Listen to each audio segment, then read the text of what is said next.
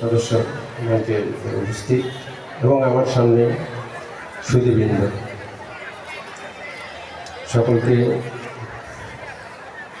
সন্ধ্যার শুভেচ্ছা জানিয়ে আমার বক্তব্য শেষ করছি। আসলে বক্তব্য মুখ্য আলোচক মহোদয়ই বলবেন।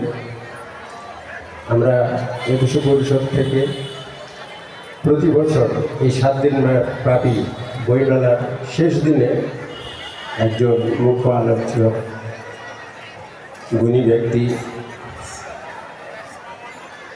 এবং প্রখ্যাত ব্যক্তিদের কাছ থেকে জ্ঞান অর্জনের মূল্যবান উপদেশ বক্তৃতা শোনার জন্য অধীর আগ্রহে থাকি।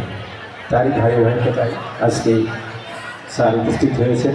তার কাছে এসে সংক্ষেপে দুটি কথা বলব। একুশ পরিষদ